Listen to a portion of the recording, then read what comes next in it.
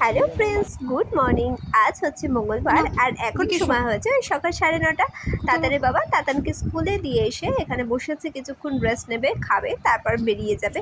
তো আজকে সকালবেলা দেখতে পেলে ছিল ভাতের সাথে ছিল কি জানো, কচুর শাক, ইলিশ মাছ আর ছোলা দিয়ে কচুর শাক। সেই ছোট বউ সিনেমাটা ছিল না, নিতাইয়ের কচুর শাক, সেই কচুর শাক আজকে আমি রান্না করেছি। আজকে না, সরি, কালকে রান্না করেছিলাম। তো সেই কচুর শাক অনেকটাই করেছিলাম।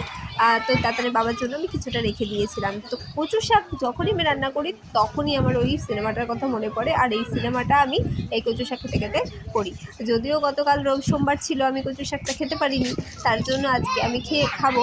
আর এখানে দেখো আমি একটু পুঁই শাক নিতে এসেছি। পুঁই শাক করবো, আজকে করবো না, এটা আগামীকাল করবো। আর একটুখানি কুমড়ো নেব, কারণ পুঁই শাক দিয়ে কুমড়ো খেতে দারুণ লাগে। আর আজকে রান্না করবো হচ্ছে ডিম।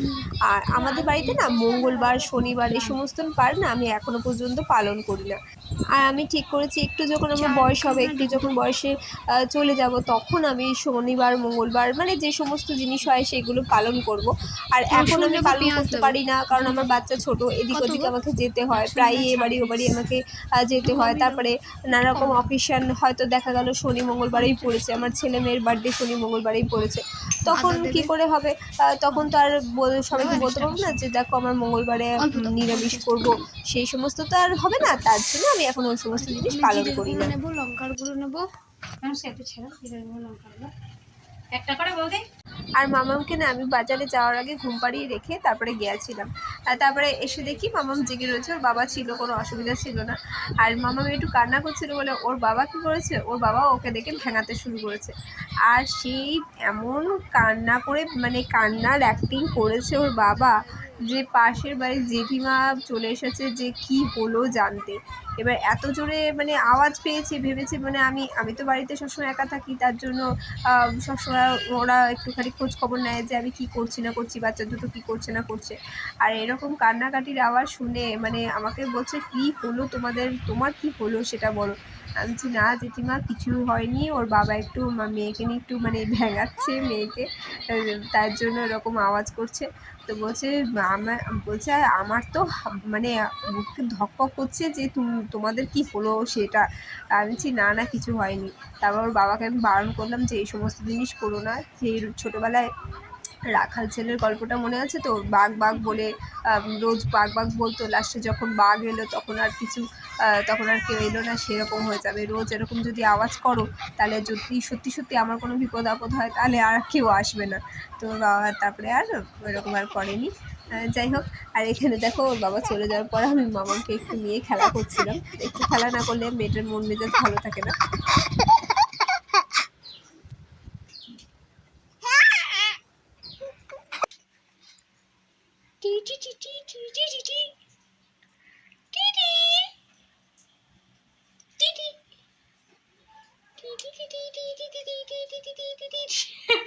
Pendulum, pendulum.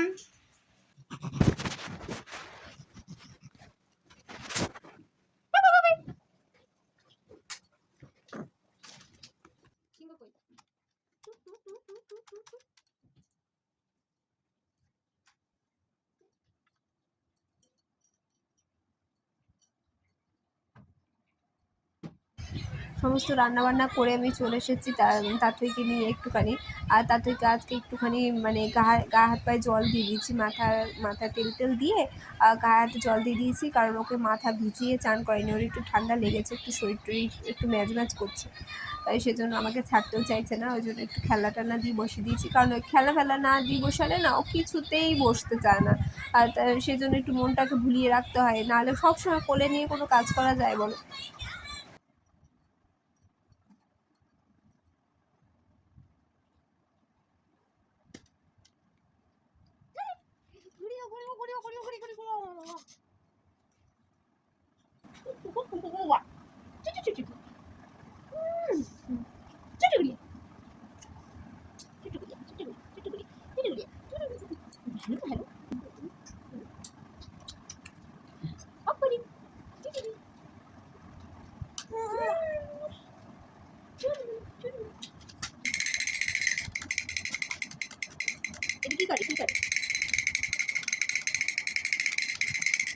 এটা হচ্ছে লাফালাফি করে, লাফালাফি লাফালাফি লাফালাফি।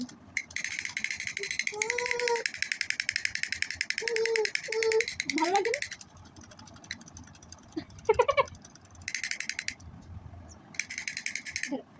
এই যে এই যে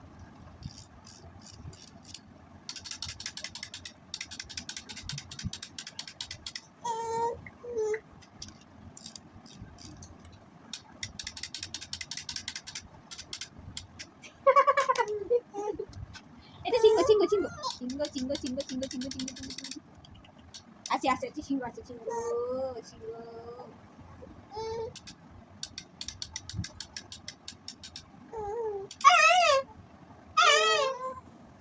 ও গুটুলি মা ইয়ে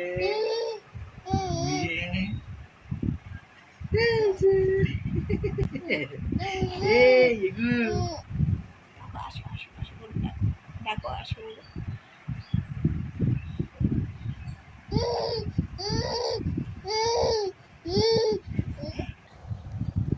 কি মা এই আমার লাথি মারে, আমাকে লাথি মারে, আমাকে লাথি মারে, আমাকে লাথি মারে। কালিদাস, কালিদাস। এখন বাজে ওই 1:25 মতো। এখন তাদের বাবা এসছে তাদেরকে স্কুলে থেকে নিয়ে আসবে বলে, এখন কাজ থেকে এসছে এখান থেকে, তারপর ডাইরেক্ট স্কুলে যাবে। আর মাঝখানে একটুখানি বাড়িতে আসে মেয়েটা কী করছে দেখবার জন্য। আর আসলে একদম মেয়েটা এখন গলার স্বর চিনে গেছে, ওটা বাবার গলার স্বর, একদম ঝাঁপিয়ে পড়ে। কোনো কথা হবে না, আগে ওর বাবার কাছে যাওয়া চাই।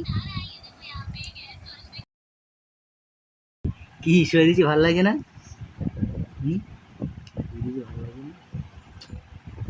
চমন প্লাস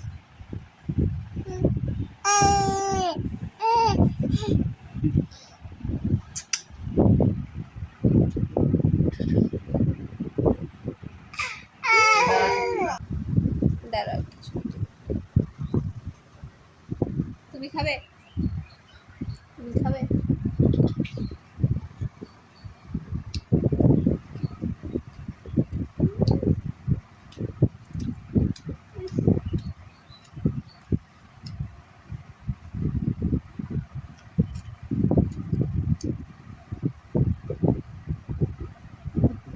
আমরা যাবো, যাবো, যাও, দরকার নেই।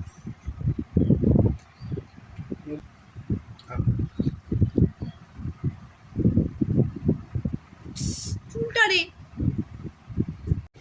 আর এখন আমি কি করি, যতক্ষণ তাতুই জেগে থাকে ততক্ষণ পর্যন্ত আমি কোনো কাজ করি না। তাতুই ঘুমিয়ে গেলে তারপর আমার যা কাজ থাকে সেগুলো করি।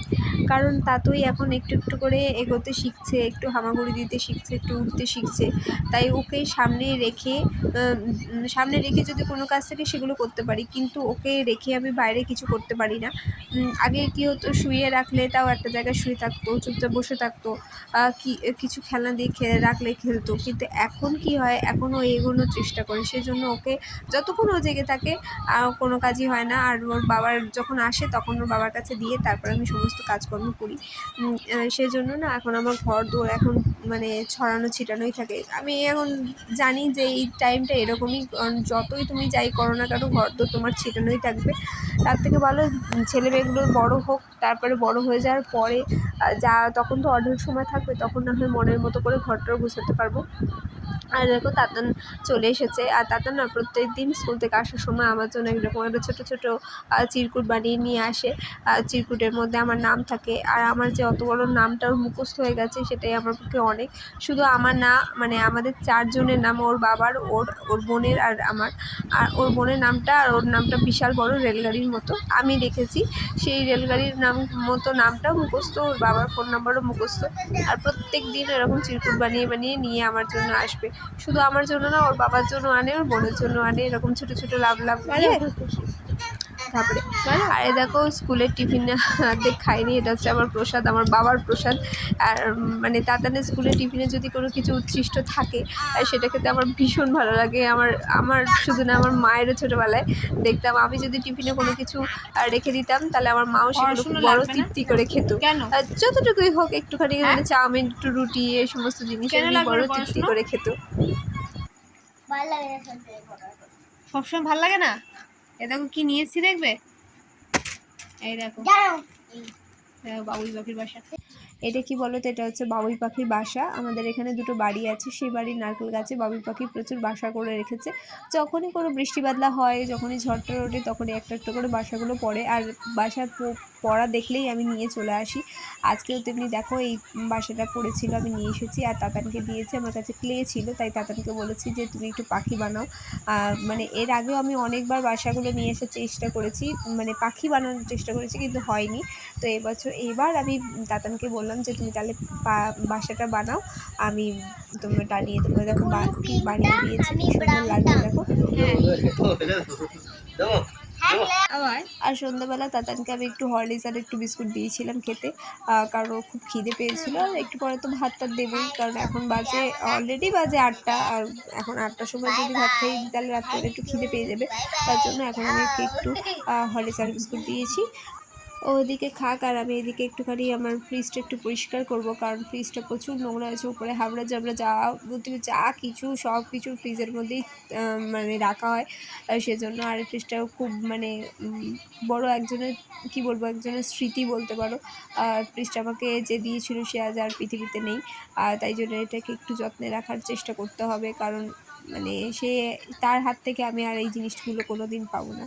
তো চলো ভিডিওটা তাহলে এখানেই শেষ করছি। আগামীকাল আবার নতুন ভিডিও নিয়ে ফেরত আসবো। ততক্ষণ পর্যন্ত তোমরা সবাই ভালো থেকো, সুস্থ থেকো, সাবধানে থেকো। দাদা না তাতুইকে অনেক ভালোবাসা দিও, আর আমাদের নতুন ব্লগের জন্য অপেক্ষা করো। আজকে বাই।